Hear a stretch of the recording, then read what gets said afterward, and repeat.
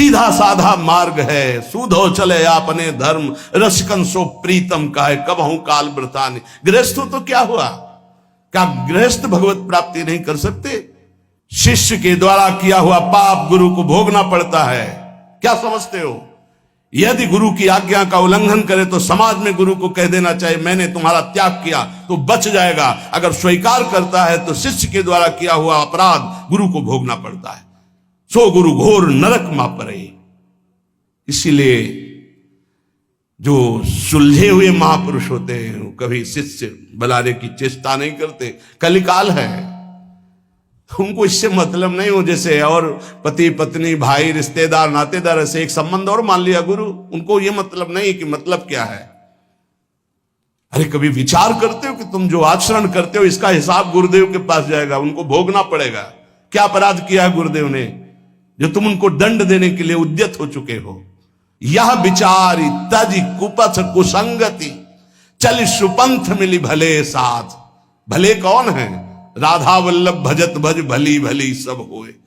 जो राधा वल्लभ प्रिया प्रीतम श्यामा श्याम हरि का भजन करते हैं भले हैं। इन्हीं भले का संग करो। अपने मन का जो कुपंथ में चलाने वाला है, ऐसे व्यक्ति का जो कुपंथ में चलाने वाला है, ऐसा संग त्याग दे। अंदर और बाहर दोनों कुसंग होता है।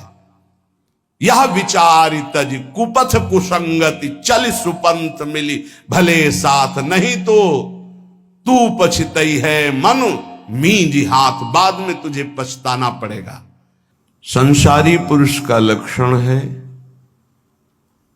वो शरीर संबंधी भोग, शरीर संबंधी रिश्ते नाते, इन्हीं के चिंतन और विलास में अपना समय नष्ट करता है। उपासक का लक्षण है एक क्षण भी भगवदाकार वृत्ति से हटकर संसार का चिंतन न होने देना।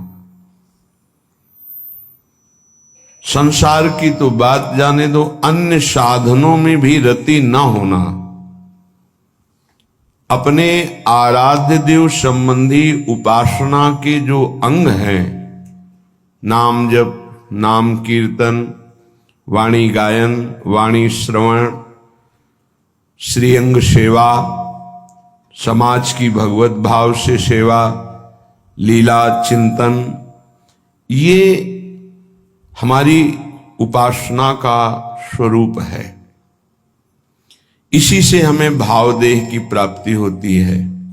जब अभ्यास के द्वारा इन भक्ति के प्रेम लक्षणा, भक्ति का जो विशेष स्वरूप है उज्जवल प्रेम रस, तो इसी से प्राप्त होता है। जो उपासक अन्य साधनाओं की तरफ वृत्ति ले जाता है, राई के समचलत ही होत और की ओर।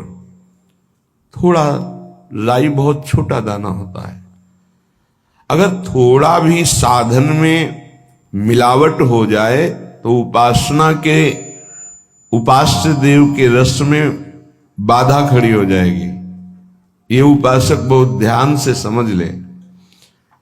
अपनी उपासना जो गुरुदेव के द्वारा प्राप्त हुई है, राई भर भी यदि कोई मिलावट हो गई तो उपासना बाधित हो जाएगी। अब या में मिलौनी मिले न कछु, जब खेलत रास सदा बन में।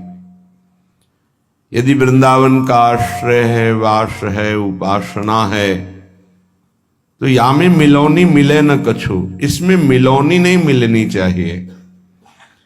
अन्य कोई साधन पथ का अनुसरण करना अपने उपास्य देव से विमुख हो जाना है। बहुत प्रकार का संग सत्संग नहीं होता। इष्टाकार वृत्ति हो जाए उसे सत्संग कहते हैं। तो इष्ट मिले और मन मिले, मिले भजन रस रीति, तहां निशंक है मिलिए तासों की जय प्रीति।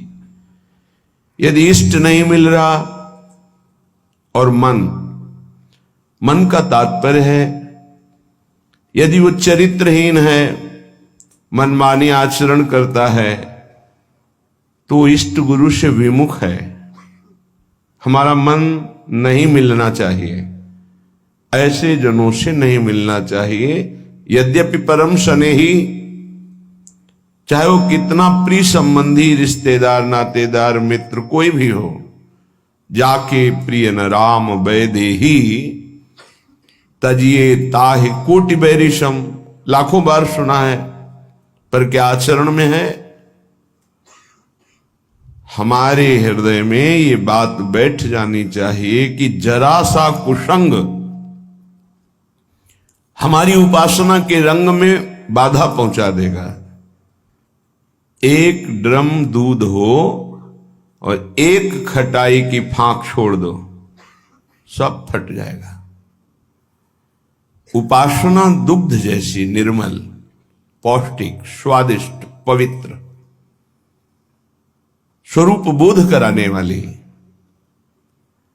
जरा सा कुसंग हो जाए फट जाएगी, उपासना की वृत्ति हट जाएगी, जो भाव का स्वरूप बन रहा था वो फट जाएगा। जैसे एक खटाई की फांक पड़ते ही एक ड्रम दूध पूरा फट जाएगा।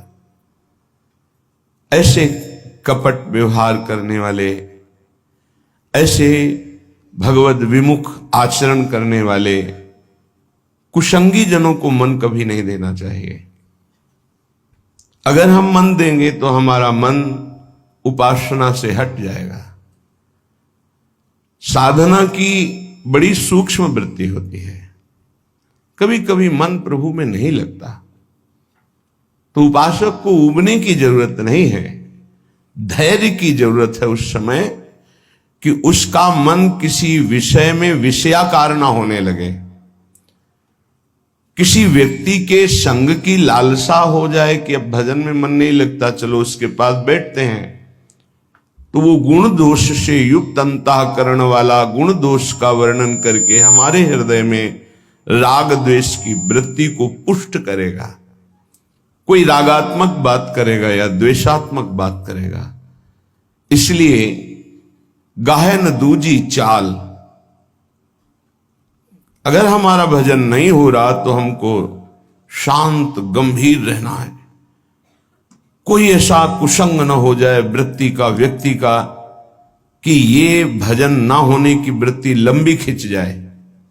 अगर आप गंभीर रहे, धैर्यवान रहे तो भजन चल पड़ेगा। कभी थोड़ा भजन होता है, कभी बहुत भजन में मन लगता है, पर धैर्य नहीं छोड़ना चाहिए। दूसरी बात स्वीकार नहीं करनी चाहिए उपासक को।